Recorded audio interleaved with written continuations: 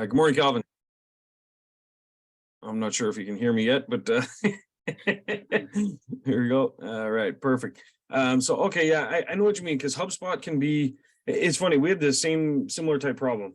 We have a shop as well. Yeah, we probably do a lot of same services as they do as well. Tinting, PPF, detailing, ceramic Yep. coating, so on and so forth. We tried 40 plus different softwares in the beginning when we launched our shop, and either they were too complicated or they were just missing features that were crucial for growth. But at the same time, the ones that did exist, we could have taken, Infusionsoft and plugged that in with other things. Next thing you know, you've got 40 apps to do one thing, but also it's really complicated to set up, complicated to manage. And it's one thing when you understand technology side, no problem. But I knew when we started our shop, I've got to get something ready for my guys that aren't tech savvy, right? So that's where OrbisX came into play. And what we did is we took the good from the ones that we tested and learned from the bad, and then created something that was simple to use, but yet powerful. So you're not missing features. So Exactly. kind of where this came to be. Yeah. And so what I can do is I'm going to share my screen and I'll pull up my account. I have a demo account here. And then, so this is just the main dashboard. It's got some demo data in here so we can see stuff. And then I think what I'll do is I'll pass the ball to you to let me know if you have some specific questions on things I can help sort out for you. And then I can go over some additional stuff for you as well. No problem. Yeah. I think the biggest pain point and friction that we're having right now is when somebody comes in, where are they at in that prospecting lead funnel? And then identifying, okay, the funnel they're in, are we able to set up email drips so that as they go through that process, either as a prospect or a client, they can do both the drips where they're just automatic? Because I need something that's either we do it, which we're going to manage, and then we make it really hands off for Brian, because he has the attention span of a gnat. Okay, fair enough. Yeah, So I understand completely. Yeah, it's very, when you talk to him, it's very evident because he's all over the board. Gotcha. So Yeah. that's kind of why we're managing this, but we obviously want to make him comfortable with it, where if he has to go in, he can do something and not feel like, oh my God, this is just too much technology. Absolutely, yeah. And that's where the good thing is the role you'll be able to play is helping set things up, like the automation for the follow-ups on leads and clients and things like that. And a lot of those are plug and play. Once they're done, set it and forget it kind of thing. Unless you're tweaking things for, let's say you have a specific promotion or things like that, the one-off. But by and large, most of it is set up, ready to go out of the box. But then also things that you set up once, you don't really need to set up again because they're just automated for you. So there are drip emails and text messages that you can send through the system, and they're done in two different formats. So what we've done is we separated leads and clients in the CRM, and that was done intentionally because they need to be handled differently, as you understand, coming from the marketing side of things. You want to nurture those very differently, and also you don't want to clutter up your list and be looking at, a lot of CRMs, as I'm sure you know, they just have contacts, and it's just they go through the contact journey. But very much what we found is that you want to treat those differently, and especially someone who isn't from the marketing side that's going to be working along with you, having access to just the clients that they're servicing is going to be helpful versus seeing everything that's in the entire process, right? That being said, the email marketing side of it, there are a lot of emails that are automated for leads and clients and so on and so forth. What isn't in the system right now, but does have a way to make it work, and I'll explain, is one-off email campaigns. So you can do like bulk SMS messaging right now, and the email marketing, similar to MailChimp, is in the works, but it's not ready just yet. And so what we've done though for that is we do have an integration with MailChimp or SendGrid, Sendinblue, a bunch of them, that you'd be able to still accomplish those marketing objectives without it being directly built in the system. But later this year, we will be finalizing that built-in email marketing side of things, but that's just for one-off campaigns. That's more for hey, we're having a Black Friday sale. Let's send out a quick blast. Mhm. Right now that can be done by SMS message, but for email, you'd have to connect with something like MailChimp or similar. Do you have connections within, like API connections for MailChimp that feed into yours?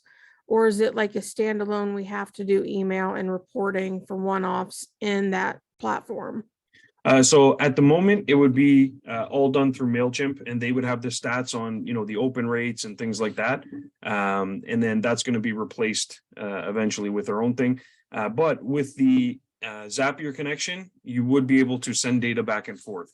So let's say if you have something set up where, a prospect interacts with one of your email campaigns, you can have those triggers in MailChimp send back something to OrbisX to do something as well. That could be.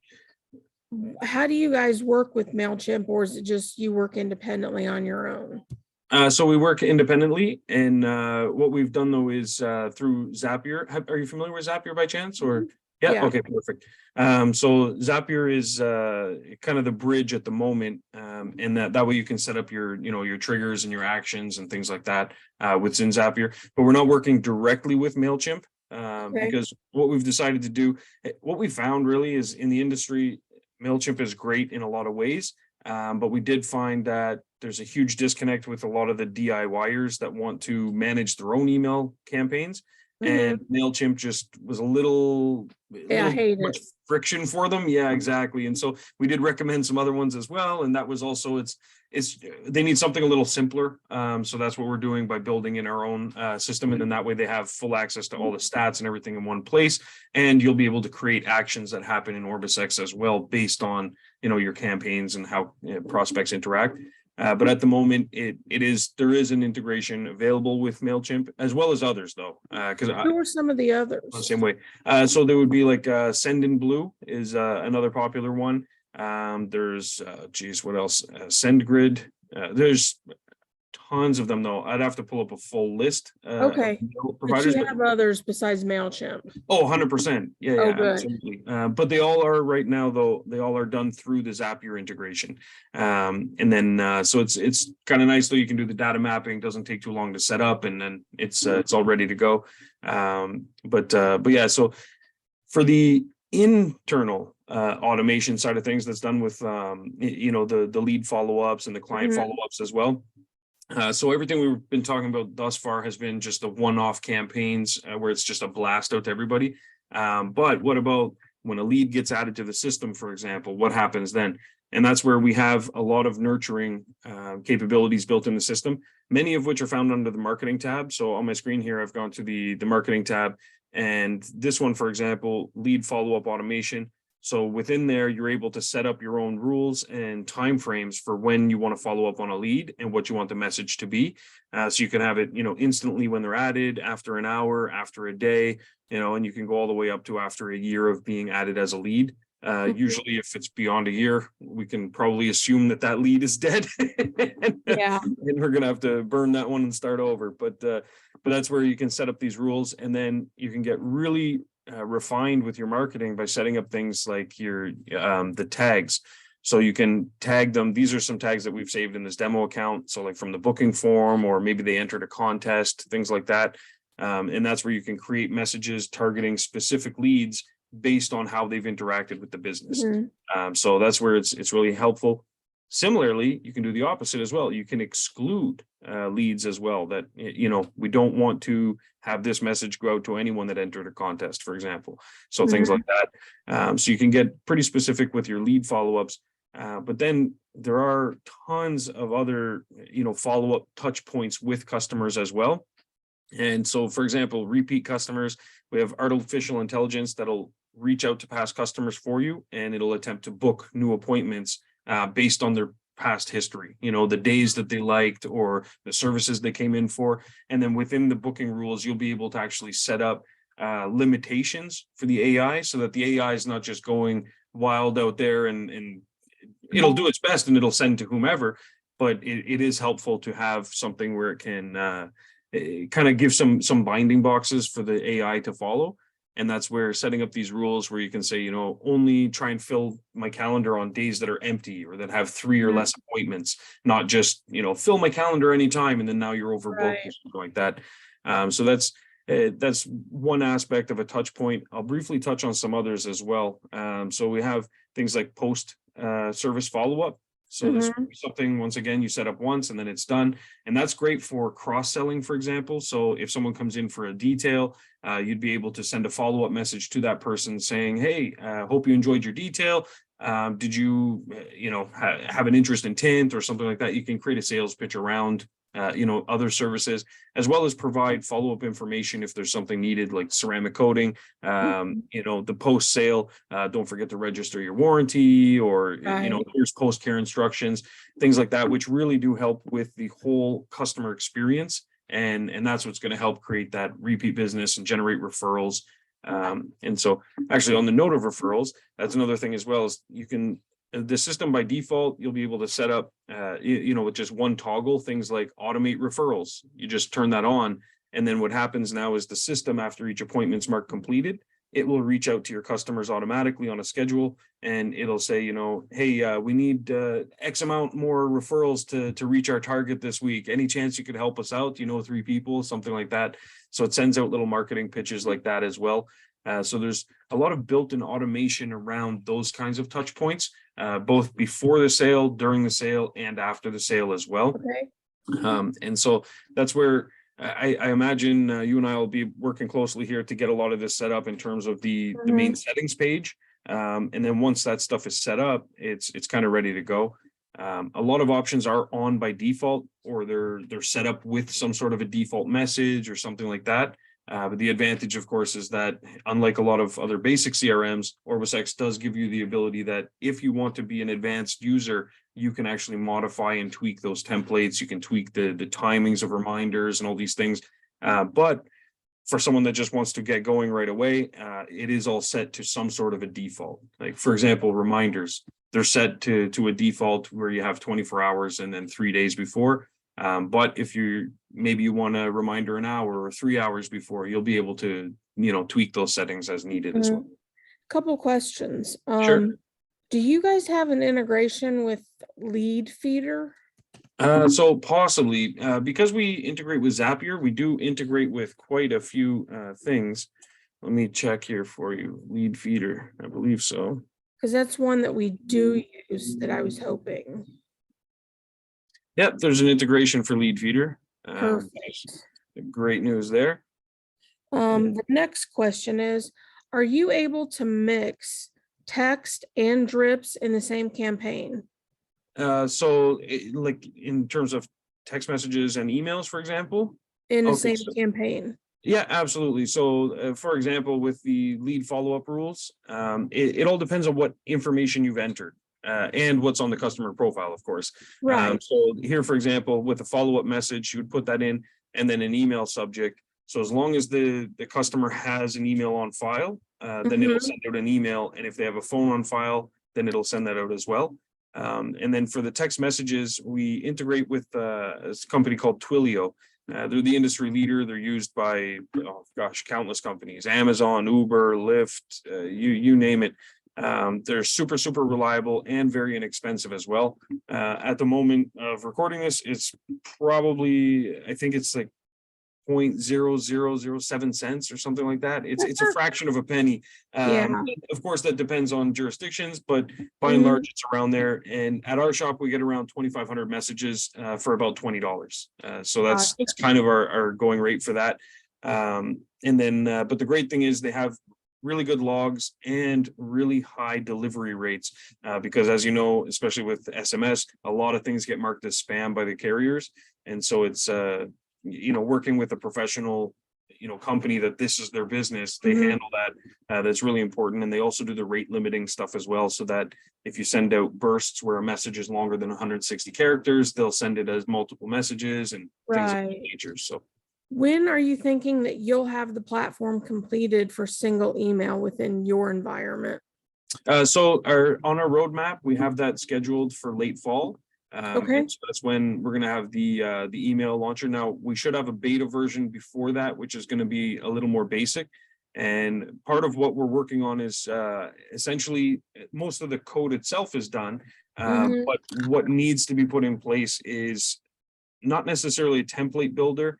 It'll be a template builder of sorts, but there's going to be two options. There's going to be one for someone that has, capabilities like what you likely have in-house as a marketing company, where you could create an HTML, email template, Mhm. plug that into the system, and you're good to go. But then there's a lot of those, businesses out there that they don't have that kind of time or capabilities. And most often it falls down to capabilities. So we're going to have some set templates that they can choose, and then they'll be able to modify certain sections.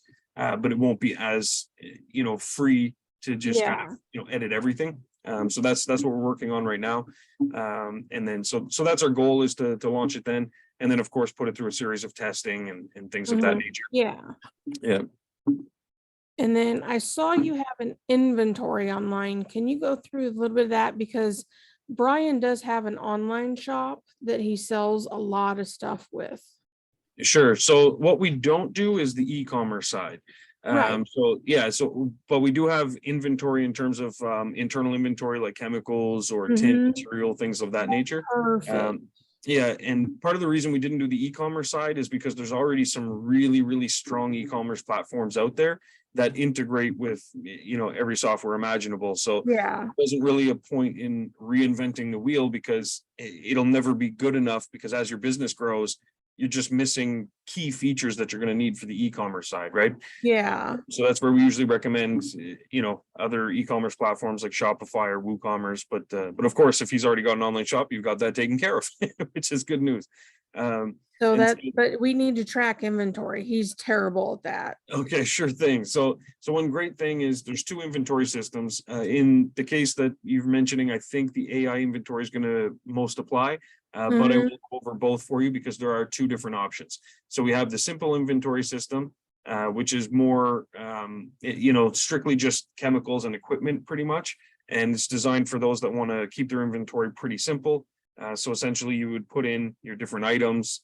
So you'd give it the title, description, maybe the purchase link or safety sheet, things of that nature. And then you'll be able to run a report. And it's a simple, here, I'll show you one, reports. And sorry, I have to keep moving our little, No, our you're faces. fine. I'm moving our faces around the screen so I can click on other things. You're But fine. oh, thank you. Yeah. So here we have, this would be the simple inventory report. So it's very, very basic. And this is where chemicals have a good, low, empty. And then if we scroll down where we have our equipment, let me see, demo account, a lot of stuff in here. There we go. And then so equipment, good, broken, or an issue. And so if they click an issue, then it'll, flag that for admin, and then they'd Mhm. be able to add notes. So this is more of like staff are doing it kind of thing. But the AI inventory is what I think is going to be most helpful in this scenario. And this is a lot more advanced, and it's actually capable of compiling purchase orders and having them automatically sent, should you choose, to the vendor as well, to reorder supplies and things like that, Nice. which is pretty good. And then it has the option of just sending you a list if you prefer, or sending you a purchase order that you can review, and then you can send that manually. So there's a lot of different options for what happens when stock runs out or it's running low. But the cool thing is that everything is tracked in real time, and you can get very, very specific, right down to, fluid ounces, or if it's boxes or packages, barrels, whatever the unit is, you set it specific to that particular item. And Mhm. then, like, for example, at our shop, some jobs where we have PPF, some of the PPF that we get, we mark it down as just rolls, and other ones we actually mark it down as the actual dimensions. And so just we can have that flexibility to put both of them in. And then what happens is when you add an inventory item, so this is just the process in a quick nutshell here. So the Mhm. name, the website link, how much inventory you have right now, and here's where you can choose the actual unit that you want to use. So you can get really specific to, whatever it happens to be, and then the vendor, so on and so forth. And essentially what happens is when you put one in, you enter in the approximate amount of what you would use for each of your services and packages. So this way, if it's, let's say, I don't know, a good example here, let's do a case of something. And let's say for, each of our detailing jobs, we're going to use half of a case. So in that instance, we would put 0.5. right? Mhm. And so then that way, whenever jobs are marked completed, the AI is going to go look up what the amounts are, the approximate amounts, and it's going to calculate how much was used on that particular job. It'll automatically fill those in, but then you can edit those as well, because sometimes things happen on a job that is dynamic, right? So it's you Yeah. might be working, doing something, and hey, we usually use, one microfiber towel. Well, this time we had to use 4. So you can update that manually on the job as needed as well. And this can definitely be used as well for online sales. So when selling things online, you'd be able to, update inventory here. And once you create the inventory for that particular item, on the Mhm. main inventory list, you can actually quickly just enter in the amount that you have on hand, and it'll update in real time as well. And so to show you that, for example, I'm going to update some owner's pride tire shine here. And right now it says we have 23.25 fluid ounces. And let's just say we got another 10 in. So I'll just, oops. So I put that to 33, and it's going to just update the inventory that we have on hand right now. So it's a great way to quickly go through and just update the inventory you have all from one screen. And then when adding them, it's a little more extensive, the options that you have. But that's Mhm. where you can get really specific, even right down to variations, like, how much, tint we're going to use for SUVs, for example, things like that. And then you can set things, like I mentioned, where your low notice warning, as well Right. as reorder quantity and stuff like that. So yes, definitely a very thorough inventory system that's built in there, and the AI helps to keep track of how much is on hand at any moment. It'll calculate your totals based on right down to the fluid ounce of what you Gotcha. have and stuff. Do you have any integration with QuickBooks? Yes, definitely. And there's 2 options there. There's a built-in integration, and that would be as simple as, let me go to my settings here. So while I'm in settings, and if I just type in QuickBooks in the search, and then it'll pop up and say connect to QuickBooks, and you would Mhm. click that and then sign in. From that point, it's going to automatically push your invoices, your payments, your expenses, clients, things like that over to QuickBooks.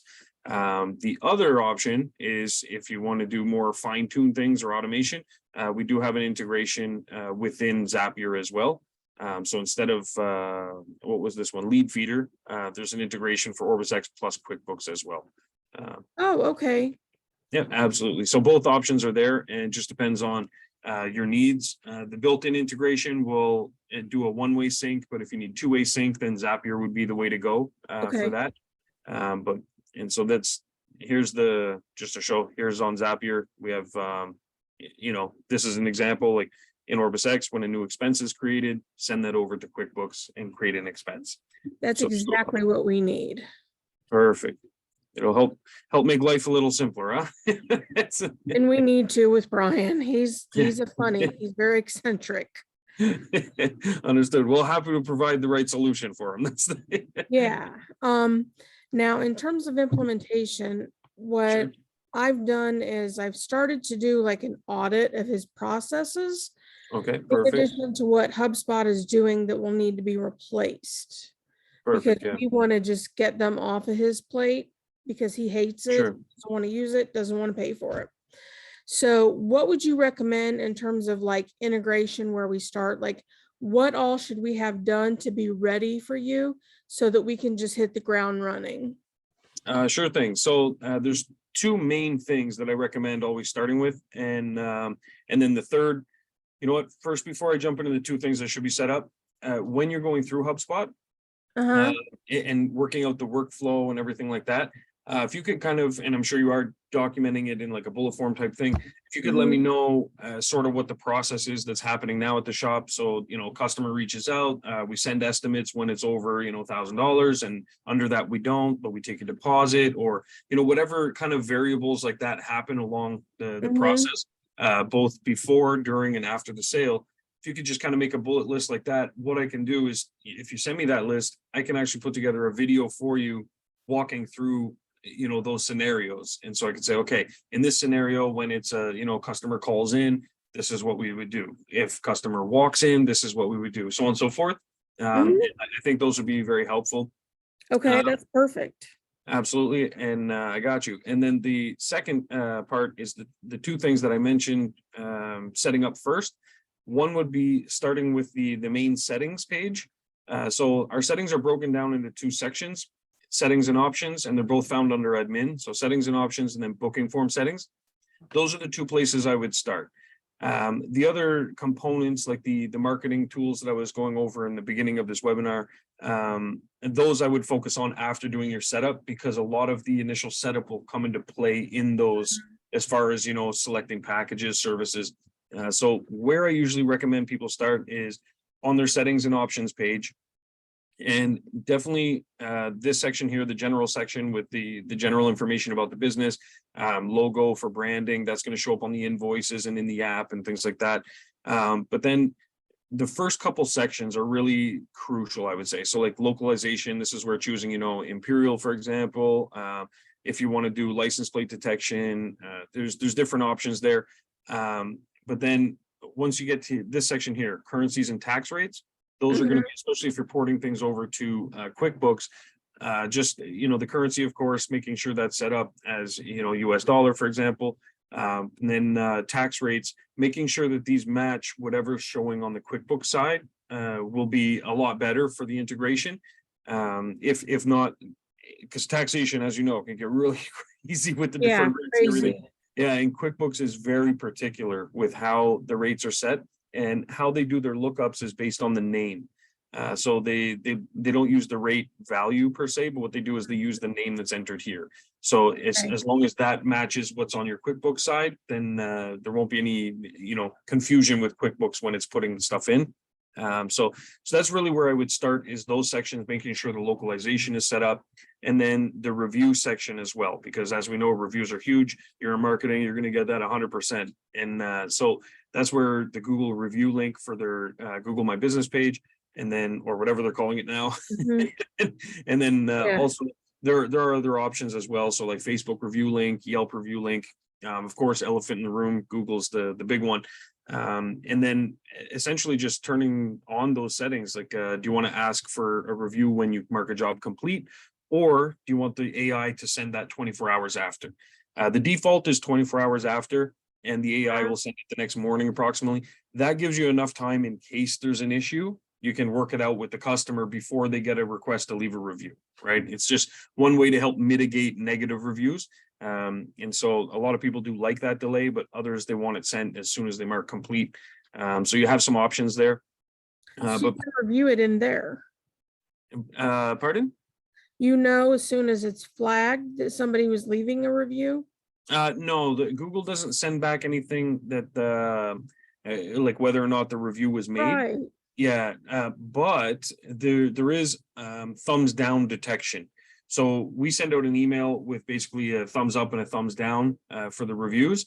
And if they click thumbs up, that's great. They go to your Google review page. If they click thumbs down, instead, it sends the customer to your internal form. So it doesn't send them to Google, and it sends them to an internal form, and then it'll send a push notice as well to your the main accounts on the OrbisX account, and it'll say thumbs down detection, so that oh, someone is unhappy with their service, and you can expect that email to come in. But you can also take a look and see which account, which customer it was, and try and resolve it with them, right?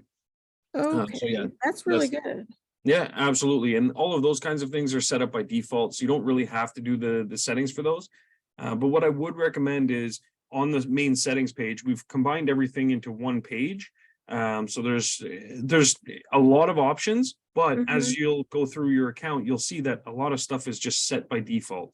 So like, a wait list spot has opened up, that already has email content in it, right? But if you want to tweak that, then you can. But you don't have to. So most things you'll notice are set up by default as you go through. But I would recommend starting at the settings page and just going through and taking a look at the options. If you're ever unsure of what something is, you can always highlight on the name, and it'll give you some information about what that particular setting or toggle does. And so going through this page, there's a couple sections, and you can always click to scroll through. These are the different sections that are there. So some of them may or may not apply, but things like localization, daily goals, calendar, and wait list, it's all segregated by what it is. Okay. if they're going to be doing payments as well, that's where, payments and merchants, and Mhm. they'll be able to, enter in their Square details or whatever they're using for their payments. And so that's the one place I would start. The second place, though, is your booking form settings, because obviously with taking online bookings, and then this is where you would put in your services, your packages, your variations, all those kinds of things. So these would all go in here. And what I can do as well as I do have a video that goes over all of these options in more detail, and that way you can fast forward, pause, rewind, all that stuff. I'll send that to you as well after our call. Perfect. Because it's really helpful. A lot of it's self-explanatory, like services, add service, Mhm. and start to add it. But the video helps in case there is something you're wondering about. But the great thing here is once you put these in, then you'll be able to use these now in other sections. So the marketing section that I mentioned when you're creating upsells, for example, because the system can automatically upsell add-ons for you as well. So Mhm. someone comes in for detailing, but the system can upsell them pet hair. So it'll upsell them that by email in the reminders before their appointment, as well as on the booking form and other places as well. And so once you set up your packages, that's when then you can go to the marketing tab and set up things like your upsells, your Mhm. post-service follow-up, so on and so forth. Okay. So, Well, I want to be cognizant to your time. Only have 3 other questions. okay, sure thing. And thank you. Oh, no problem. Implementation and support. Do Yep. you offer packages? Because we definitely would be buying a package for additional support. Yeah, so sort of. The support is really just provided as part of being a member. So how we do our support is in a few ways. So one, we have our huge video library as well, where every feature is broken down and segmented that way. We also have our knowledge base, which is searchable as well, and so you can type in something you're looking for, like deposits, something like that, and then it'll pull up different articles with video and written content that'll walk you through the process. And then we also have our Facebook group, which is extremely active with thousands of members, and it's myself is in there, of course, helping out with answering questions or getting feedback on features that we can implement. But then our members are actually really great as well. A lot of them are super experienced with OrbisX, but also in business as well. And so if you have, questions on how to, structure something or how to do something in OrbisX, they can help with that. But then they can also help with advice on, marketing things that they've done within the system or even outside of the system that have worked well. So like contests, a lot of members have run contests. They can give feedback on that because that is built into the system as well to be able to run contests. Mhm. So, and then in addition to the Facebook group, the knowledge base and the video library, there is also, of course, email, live chat, and then phone support as well. Phone support is probably the least effective, I would say, because it's difficult to, especially with apps, it's difficult to walk something through without seeing it. So that's where usually a Zoom or a recorded video help. And oftentimes when I receive questions, usually there's already a video that I try and keep my videos around the 5-minute mark. And so if there's already a video available that I can send over, that'll walk you through it. Or if not, then I create one and then I can send Mhm. that over to kind of demonstrate it. Because similarly, I've noticed too that sometimes a lot of people have questions, but given the nature of the industry, they're, detailing all day, for example, and their question comes at 8 p.m. They're, tucking in their kids or they're doing whatever. They don't necessarily have time to jump on a Zoom. So they shoot me a message and they say, hey, I was just wondering, how do I do contests? And I say, oh, no problem. And because we have a video for that, I send that back and then they can watch it when the kids are down or whatever. But then Mhm. similarly, if no video does exist, I can create that and send it over. So Okay. very much, we're all very active with support. Absolutely. Is there like an additional fee we can help pay for an implementation? Or So no? yes, there is. Yeah. So and that's where I know you were trying very hard to connect with Aaron, and it just happened to be the week that he was launching his shop. Yeah. And so I know, and so terribly sorry about that, but I'm glad we got a chance to connect. But yes, definitely. So Aaron's schedule is loosening up too, which is good. They Mhm. have the ribbon cutting this Monday coming, I think it is, which is good. And then after that, his schedule goes right back to normal. So Aaron does offer, he's our resident OrbisX expert, and he does offer a package where he can help set up your account from start to finish. He usually does it in a 2-hour Zoom that can be broken up in 2 pieces if you want, so 1 hour and 1 hour. And then he does provide post Zoom support as well. to help with things that may have been missed or things that, you know, you didn't have time to add or things like that. And that's with him setting things up for you as well. And then of course, if you want to take things in pieces, we can do it together as well. And that's where with no charge, but we can go basically in stages. We can say, okay, I want to set up this now. I say, okay, great. I can work with you on setting that up. And if most of it comes down to information. So the big thing, so what Aaron does a lot on his call is he just asks for the information of, okay, like, what do you want to, you know, what are your upsells? What are your add-ons? You know, so as long as that information is available, it's really easy to plug into it. And that's where similarly, like I can help with the setup as well and the optimization. I would just need to know some of that information. Like if you have a list of the packages and stuff. Yeah, it's really, really easy to set up and I can help you with that for sure. Absolutely. And what is your cost for that? So with myself, no charge. I can help with that.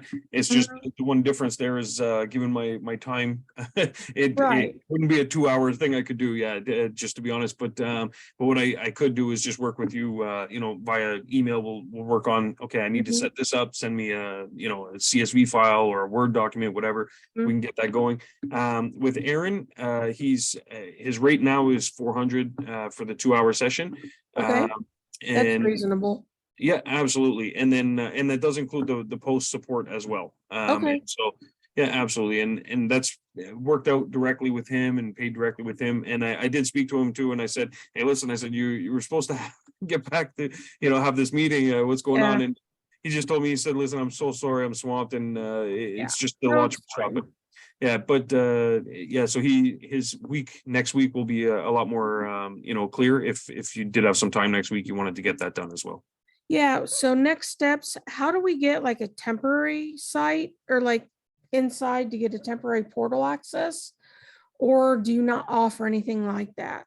No, absolutely. Yeah. So we do offer free demos as well. Well, trial accounts, and then and with the trial account, that can become your main account. So when you're setting up the stuff, it's not like you're going to lose everything, all the work that you put into it. And so I can definitely get you set up with a trial for sure. And what we usually do, especially in situations where someone's migrating from software, is we try to give an extended trial as well, because we know that it does take time, right? And especially to not have that pressure, the added pressure of, oh my God, we're paying for one software and now we're paying for another one. We got to get things going. That can just add undue stress. So we've removed those barriers and we do offer extended trials as well. So I'll send you some info on that after our call as well. Great. And can you send me a list of all the email clients you work with? Yeah, absolutely. Yeah, that'd be great. Yeah, I'll send you that for sure. Other than that, we're good to go. And I want to be respectful of your time and not have you over anymore. Oh, fantastic. No worries. Yeah, I messaged the other meeting and I said just running a little late. So we're good still. But yeah, thank you. I appreciate that. So awesome. Well, listen, happy we got a chance to connect. I'll send you the trial link as well as the list of email providers. And then let's work together on getting Aaron on the docket for helping you out with setup. And then I'll be there as well to support every step of the way. Thank you so much. I do appreciate it. Oh, you're most welcome. All right. Have a great day. And hey, tomorrow, TGIF tomorrow. I know. It's here. Can't wait. Yeah. All right. Good stuff. All right. Have a good day. Thank you. You're welcome.